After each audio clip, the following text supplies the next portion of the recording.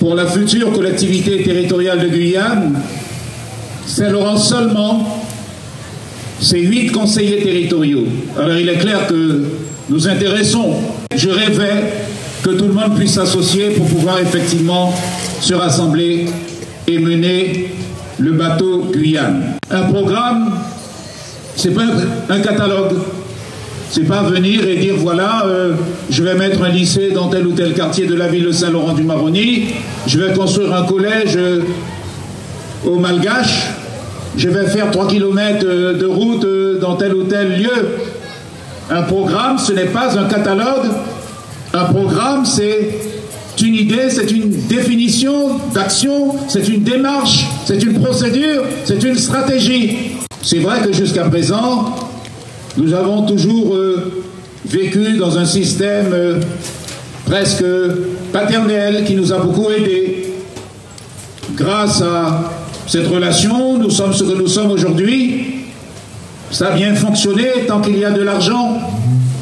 Mais comme je viens de le dire, lorsque la crise arrive, alors là, les choses doivent être différentes. Et les relations doivent être aussi différentes. L'approche doit être différente. J'ai rencontré M. Rodolphe Alexandre, qui est venu me voir plus d'une fois. J'ai rencontré M. Alain Tienlang, on s'est vu plusieurs fois. J'ai rencontré aussi Chantal Berthelot, qui est venu me demander son soutien. Mais malheureusement, je n'ai pas du tout entrevu dans les discussions, dans les propositions, les conditions que j'avais mises en avant. Et à chaque fois, je rappelais pourtant que l'ouest de la Guyane, Saint-Laurent, la CCOG, c'est-à-dire l'intercommunalité, nous avons encore ici à faire face à des besoins de base importants. Dans certains quartiers de Saint-Laurent-du-Maroni, nous n'avons pas l'eau potable. Nous n'avons pas non plus l'électrification.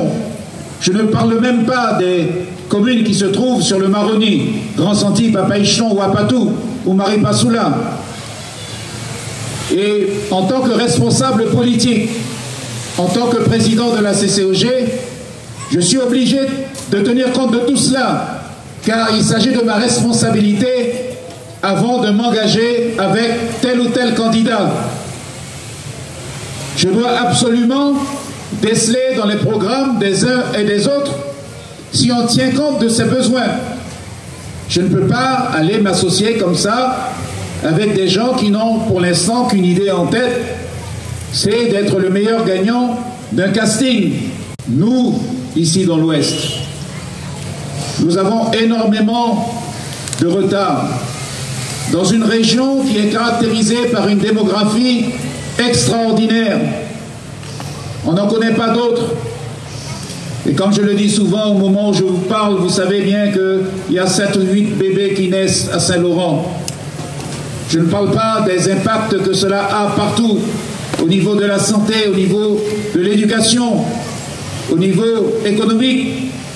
Et donc, moi qui suis votre maire, moi qui suis le président de la communauté des communes de l'Ouest, je ne peux pas aller chez les uns et les autres comme ça, tout simplement, si je ne m'inquiète pas de la place de l'Ouest dans les programmes. C'est la raison pour laquelle j'ai décidé de rester pour l'instant dans une grande neutralité objective. Dans une neutralité objective. Tout simplement parce que je ne me reconnais pas du tout dans les politiques publiques qui s'annoncent actuellement. Je ne me reconnais pas dans ce que propose M. Alexandre. Je ne me reconnais pas non plus dans ce que propose M. Alain Tienlang. D'ailleurs, il n'y a pas de proposition. Je ne me reconnais pas non plus dans ce que propose Chantal Berthelot. Et je ne me reconnais pas non plus dans ce que propose ma famille politique d'origine. La clôture des listes, c'est le 6 novembre. Il y a encore du temps. Il y a encore des possibilités si véritablement on veut prendre en compte la situation de Saint-Laurent, la situation de l'Ouest. Il y a encore le temps de se rapprocher, de discuter, de dire voilà, Monsieur le maire, on vous a entendu. Monsieur le maire, voici les propositions précises que nous faisons pour l'ouest de la Guyane. Voici ce que nous avons décidé de proposer pour votre ville, pour votre région. Et voici non seulement ce que nous voulons faire, mais voilà comment nous allons faire. C'est-à-dire avoir un programme convenable, un programme accepté par les uns et par les autres. Et si nous réussissons effectivement, avant le 6 novembre, à trouver un terrain d'entente, après discussion que nous aurons certainement, soit avec M. Tienlong, soit avec M. Rodolphe Alexandre, pourquoi pas avec Chantal Berthelot, pourquoi pas avec l'Union de la droite, mais un programme cohérent, un programme qui soit solide, sérieux, avec bien entendu des engagements où chacun va s'engager autour d'un protocole qui sera un document que nous signerons devant l'opinion publique. À ce moment-là, peut-être que nous allons reviser, que je réviserai ma position ici, qui pour l'instant est une position qui se base sur la neutralité.